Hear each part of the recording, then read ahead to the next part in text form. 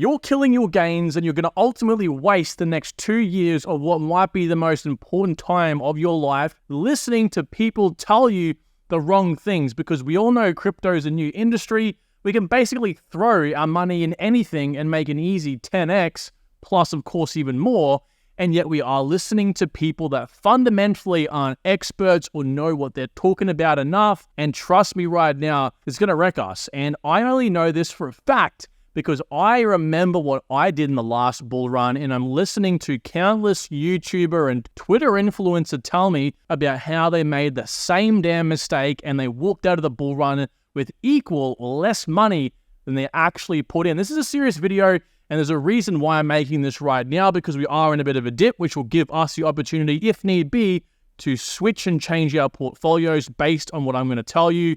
Please pay attention. It's for your own sake. And look, if at any point you enjoy the content or you think to yourself, wow, I learned something new, and I can pretty well guarantee you're going to, drop a like on the video and remember to subscribe so you can achieve your crypto goals. So, ladies and gentlemen, can you guess what the biggest mistake or mistakes that people are currently making in crypto? Well, I'm going to actually suggest that you pause and give this some good thought, because this is a fantastic exercise to help you. Now, you might be thinking to yourself, well, wouldn't it be something like buying the wrong altcoins? That's pretty well obvious, right? You don't want to buy the wrong altcoins. What about researching the wrong areas? If you research the wrong areas, you will buy the wrong altcoins, and then obviously you end up with less money likely. Or what about simply buying high and selling low, doing the opposite of what you should actually be doing? Well, these are very good guesses, and they're actually all technically correct. You don't want to be doing these. But the ones I'm going to talk about today are hiding in a lot deeper levels than what you might anticipate. And I actually think they might even be more important than these, because these are fundamental issues that will actually prevent you from selling your altcoins at the right time, okay? Now, the first one is underestimating growth. And mind you, this might be a little bit of a difficult listen for some of you who have TikTok brain and like to turn off when it comes to actually listening to something other than, Jimmy, buy this coin, Jimmy, buy that coin, because you have to rewire your brain a little bit to understand this. Now, I'm not getting technical. I don't want to get technical with you all. I just want to give you this mental clarity and help you reorganize your portfolio possibly if you need to, okay? So let's break the first one down. There's actually two things. The first one is, as I said, underestimating growth. Now, we're going to look at optimism here in a second as an example. What I'm talking about essentially is you selling too early from where you actually should be. Now, you've all heard me time and time again say to you, look, as long as you can achieve your goals and get out earlier and the project goes up another 30 or 100x, that's fine. You're out, you've achieved your goals. That is true, and I still stand by that. But on this timeline, okay, 2024 to 2025, and obviously the end of the bull run likely being somewhere around late 2025, you can, if you are selling your altcoins too early, if you can achieve an additional 30x on your altcoin, wouldn't you like to know that? Wouldn't you like to know that, hey, if this is a simple mathematical equation, if this is something I can simply assess now, that can help me get a few more multiples, don't you think that's going to be a benefit? Now, it doesn't just work on the altcoins you have right now. This also might work for altcoins you might have said, hey, I'm not going to buy that altcoin because it's too risky for me. I'll be buying and selling roughly around the top of where I'm basically looking at my price prediction. But wouldn't you like to know that, hey, this project can actually achieve much more than what I think, therefore I can buy it? That might work as a safety thing as well. So I am going to tell you now through what has happened here with optimism, and it's going to lead into what I'm going to explain further in a minute. So it's all relating to dilution of the token price. We see articles, YouTube videos. I, in the past, have even spoken about this as if to say it's true when it's not. When tokens unlock, and we'll see in a minute here, I always tell you guys assess things like the vesting schedule and the token distribution. When you look at these things, it helps you say, okay, well, there's going to be a massive unlock coming up over here for optimism. I definitely want to make sure that I'm looking to sell before or buy the dip once the token drops in price. But little do you possibly know the fact that when a project's tokens unlock, it doesn't mean those tokens or the price will dump straight away. As we can see here with optimism, this is a 4-hour candle chart. So this is approximately 1 day here. And we can see there was a panic sell actually, a couple of days in leading up to the actual event in which optimism unlocked 115% of its supply. So it went from like 300 million optimism tokens in circulation up to almost 700 million. They're like over doubled, okay? And what happened in the first 4 hours, actually the first 8 hours, went up 9%. And then it came back down, and on the open to the close of the day only fell 2.7%. So that tells me, right, what does that scream to you guys? When tokens unlock, right, when there's more tokens entered into circulation, that doesn't mean the price tanks. That doesn't mean the market is instantly diluted, right? We can see here 9 days after there was an actual sell because of this. But what this should tell us is that it matters more about where these tokens are sent to and if those people or those entities are going to sell the tokens on the open market. Keywords, open market, okay? So in the case, we can break this down, and I have on the channel before. I actually went through this exact example and broke this down for you all to understand. I'll leave the link for that video down below because I don't want this to be a massive video on distribution and unlocks. But moral of the story was that these guys, again, had a massive unlock. It was actually being sent to their sugar daddies, or in this case, their early investors and also their core contributors. So all of the money, all the 2x basically in this, well, most of it, was actually sent out to the people that are incentivized to sell. And even then, they didn't sell on the day. These are all degens over here, panic selling before the actual event, thinking, oh my God, the price is going to fall because we're doubling the supply. But the guys who actually got their tokens on the day of the unlock, these fellas over here, they sold about 9 days later, okay? So we have to identify who these tokens are being sent to, and the main focal point of this isn't to tell you all about, hey, Optimism had this, and this is what we have to identify, token investing, none of that sort of stuff. The reason why I'm telling you this is in an example I'm going to show you in a second with Pith, who is diluting their token supply between now and the top of 2025 4x. Yes, you heard that right. 300% of their supply from 1.5 billion tokens is going to 6 billion. And what that does to your price prediction is makes it really far off. Matter of fact, one of the price predictions, my price prediction sheet that's built on data came up at, was that we will see Pith at a max, best case, about $2.50, which is about a $30 billion market cap. In reality, I think Pith could go to $15, $20, right? And we'll get that in a second. You can see why, as I mentioned over here, you can really underestimate your growth, particularly when it comes to token unlocks. And like I've just shown you with Optimism, token unlocks themselves, the actual tokens being unlocked on the day, don't instantly tank the price. They only tank the price when those tokens are sold on the open market. Okay.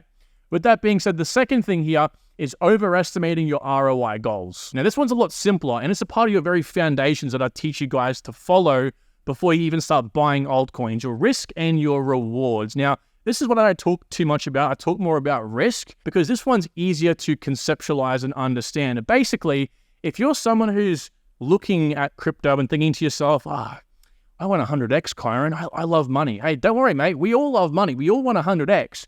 But it's not what you want, right? It's not what you want over here. You might want a 30x. Therefore, your exit plan is at all these levels, plus 10 more levels. The price, as you can see in green, may never even go to because you're greedy and you want that 30x. You want. But actually, what do you need? It's a very powerful term I think I want you guys to think about here. It's not what you want, it's what you need. And I'm going to get to in a second here what I actually need from crypto. The difference can be dramatic, right? So we might be over here in the current price, okay? So this is obviously Cardano. We might be way down here in equivalent to the current times. Maybe your 10x, for example, or 20x might be selling between here. And you can see the safety in which you're actually selling. Yes, it goes against what I was saying a second ago about underestimating the growth. But in this case, you're 50% off. It's not that much of a big deal, right? We're not talking about 10, 20, 30x difference. So 50% rather difference from this level right here that might be your last sell position to maybe, if you're overestimating your ROI goals, might start down here and never actually achieve that, okay? So again, overestimating your return on investment or how much you want from the market are going to lead to unachievable prices when in reality, again, you might only need a 10 to 20x. So let me break this down further for you guys here. Again, the two things are underestimating growth and overestimating your ROI goals. Basically, going too far under and also going too far above. So it's why it's important I wanted to touch on these because you're going to, I believe, at least on one or multiple of your altcoins, hit one or two of these things at the same time. Matter of fact, they kind of cancel each other out in a way. Now, the true crime of you underestimating the growth potential of the project, and I'm going to use Pith because, again, it has a 300 or 4x dilution ahead over the next few years, which is more than any other project I currently know of. So that's why I like to use it because this is the biggest and most obvious example I can possibly pick, is that we always think of market cap, right? Market cap is a term that's thrown around a lot in crypto. Hey, if market cap of the project right now is 1 billion, well, if it's going to 10x, it has to go to 10 billion. That makes sense, and technically it is correct, but here's why that's actually wrong.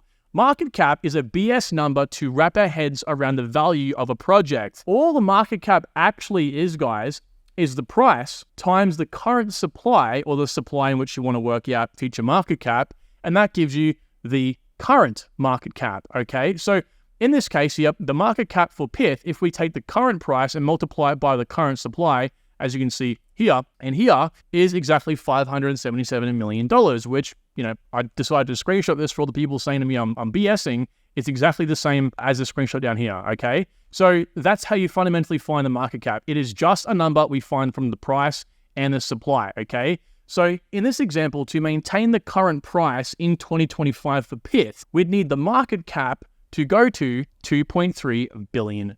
Again, that's if we want to maintain the current price on Pyth. With the dilution, you can see how this is a bit misleading, because ultimately, while there technically is $2.3 billion worth of the value in Pyth, right?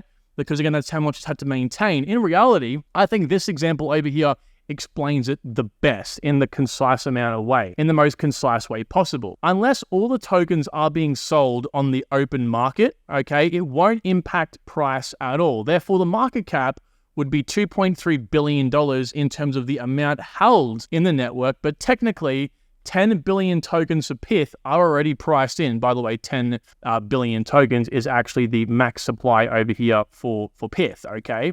So in reality, all those tokens are already priced in for Pyth because they're just held in escrow. Whether you guys know it or not, all the tokens when it comes to cryptocurrencies, apart from proof of work networks, even to some degree, they're priced in. What happens is all these tokens are unlocked at launch and they're just held in escrow. They're just held in a little wallet that unlock the tokens over time and send them off to the different people who need those tokens, right? Whether it's the ecosystem, whether it's the people selling the tokens, like investors, whether it's whatever it is, right? They're being distributed those tokens, but those tokens exist. They just haven't, ET hasn't found home just yet, okay? But suffice to say, when those tokens are sent to these different people, for example, they might be sent to me, all right? Like in the example we showed you before here with Optimism, okay, on this big unlock over here. They're sent out to all of these third parties, right? Investors and the sugar daddies and stuff like that, but they don't sell. The price don't tank. The price tanked a little bit before from everyone panicking. The actual sell came over here when they actually decided to sell their tokens. And mind you, I don't even know that for a fact. This might have been because there was a market crash at the time, okay? So all I'm trying to say is when the supply comes in, there is no update. There is no instant crash of the tokens unless the tokens are sold. And matter of fact, the market cap as well isn't actually something we should be looking at here in terms of dilution. Oh, it's going to require, as I just showed you, $2.3 billion, basically a 4x of the current market cap just to maintain Pyth's current supply, right? So that's why down here, I told you guys in my price prediction sheet, I recently made a video on this, where Pyth Network's price prediction for my data actually comes up at $2.5 or a 7x from the current price, which market cap will have to be, I think, around $15-20 billion. But I think my price prediction is probably around $20 because it's not going to dilute. And if we come over here and have a look at the markets with Pyth, the only reason we come to the current price, if you don't already know this, is by aggregating all the prices on all of the different markets. For example, OKX, 38.54 cents. If we come to page 3, 38.6 cents, 38.55, 40 cents over here for coin 1, and it just gets the average of all those and spits it out on the edge. So unless people again sell on the open market, it's not going to make a difference. Hence why people do something called OTC, or over-the-counter trade, where rather than them selling on the open market and someone else buying, matter of fact, they just transfer the tokens to those entities directly. So this is why I tell you all, it's very important that you have a look at the tokenomics page. For example, understanding the tokenomics of Pyth. This is that chart I showed you moments ago. And the color-coded sections, you'll have to have a look at where these tokens are going. So as you can see, a lot of the token unlocks are going to what's called the publisher rewards. And so you'll come down here and have a look, who are the publisher rewards? Why are these guys having access to their tokens, and will they sell? If these guys aren't going to sell, and they likely aren't because the publishers are people who have an active interest in the future growth of the network as well, and there's 90 of them, by the way, so they're very well distributed, all this unlock here is over 90 of these people, they're likely not going to want to sell. And so we look for the people who are wanting to sell, people like you and I, for example, so the community and launch and private sales. That's it. Everything else looks good. And you can see, all right, if I come back over here, how little the entities that are going to want to sell are in the grand scheme of things. Very little overall. And that's what I'm sort of saying here. And to leave you on a final note, as long as the tokens aren't sold on the open market, technically speaking, the supply is already priced in. 40 cents for Pith already considers that 10 billion tokens are in circulation, because again, only we're looking for the people that are going to sell. People that hold in their own wallets are the equivalent of them just escrowing those tokens already. Whew, wow, that's definitely hard to get your head around, and I know it's going to probably challenge some of your beliefs. You might be thinking to yourself, well, how do we really know where the price will go in the future? Honestly, guys, that's why we have to look at fundamentals. That's why I think people who just look at TA aren't a joke. That's definitely the wrong word to use. I just think they need to use more fundamental analysis, looking into the charts, looking into the growth, looking into all those metrics, to have a better idea of the actual growth. Because unfortunately, looking at the future market cap divided by future supply and finding a rough price has a big inconsistency in the fact that market cap isn't a real thing. It's a fugazi, woozy number. It doesn't really exist. The next and final thing I want to quickly say here is, again, overestimating your ROI goals. This is very simple. I've spoken about this many times before. What you need to do is materialize your goal at the end of the bull run. So for me, again, it's owning enough property to have a net income every year of $80,000. So that's profit every year, and allocating about $100,000 to $200,000 back into crypto. So again, I'm not going to go through the math on this, but I've done the math and it gets out to exactly how much money I need. Plus, of course, you have to factor in, of course, tax. Tax is a big aspect. People will forget about this. And that gets me very important things. One, my ROI targets for me, again, 28x is what I'm after. But then I can also start finding my sell levels. I'm now looking for a 28x in my projects. And if my project's not going to 28x, maybe some of my large cap projects can 10x. My micro caps, I'll have to look for a 50x to find the equilibrium balance as a 28x. So, I'm working right now with a few guys one-on-ones. And some of these guys are looking to do what I'm doing, where I'm just looking to, 28x on all my altcoins. Otherwise, I'm not going to buy into them. Very simple. And some of these guys want to do like a 10x up here in mid caps, 20x, and low caps like 30, 40, 50x to achieve that middle ground. So it really does depend on you, which is why it's the beauty of crypto is you're flexible, right? It's a market. You can do what suits you and what you feel comfortable with. So with that being said, everyone, thank you so much for watching this video. I really appreciate you lasting the whole distance and challenging that train of thought. And if you've made it this far, I would love a like on the video. And until next time, guys, take good care. Bye.